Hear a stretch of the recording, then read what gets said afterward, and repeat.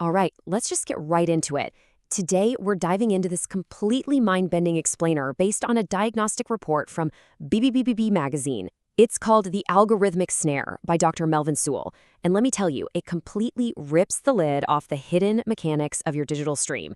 We're going to unpack platform decay, weaponized feeds, and that completely unseen architecture that's basically governing our digital lives right now. So, is your social media feed really yours? Look, we all kind of operate under this comfy assumption that our feed is this pristine reflection of our own intentional choices, right? You curate who you follow, so naturally you assume you control what you actually see. But, well, according to this report, that belief is completely obsolete. It's literally a dangerous illusion about digital ownership that we're all just holding on to. Because the reality, yeah, instead of being this nice, personalized mirror reflecting your neat, orderly intent, the modern feed is actually a volatile, black box environment. You are definitely not curating your own cozy space. You're actually interacting with this massively complex, totally opaque machine that was built from the ground up for one thing: hyper-efficient data monetization. It has its own agenda, and it doesn't really care about yours. And that creates an architecture that's just incredibly ripe for exploitation. Think about it like this. Your feed is essentially this highly volatile 50-50 split of automated recommendation engines layered right on top of those hyper-efficient monetization loops.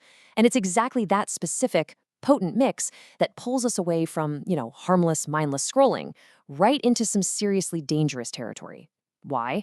Because it literally prioritizes rapid engagement and sheer velocity over your actual intent, or frankly, your safety. All right, let's shift gears and look at Section 2. Weaponizing the algorithm, specifically hostile injection and cascades.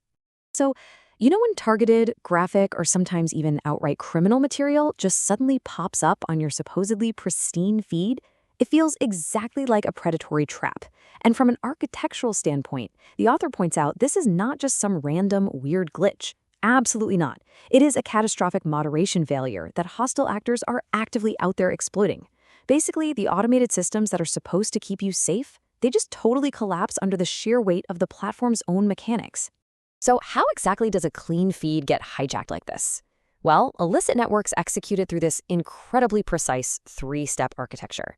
First step, step 1, they weaponize metadata and deploy these massive bot swarms. Then, step 2, those swarms engage with the content so ridiculously fast that they completely trick the recommendation engines. The algorithm basically goes, whoa, this is highly engaging, we need to push this out everywhere immediately. Which, unfortunately, leads right into step 3, actively forcing that corrupted content onto completely innocent users. So the algorithm itself literally becomes the weapon.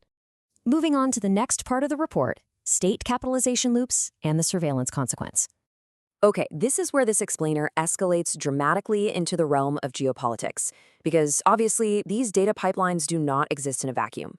While Western tech companies are hyper-focused almost entirely on corporate revenue and optimization, you've got authoritarian jurisdictions and state cyber task forces actively scanning those exact same environments.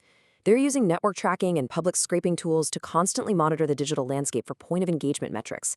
They are literally watching this algorithmic cascade happen in real time. Now, you might be asking yourself, why does this actually matter to me? Well, here's the kicker. State actors capitalize on these algorithmic failures by treating your mere proximity to that injected content as actionable evidence of intent.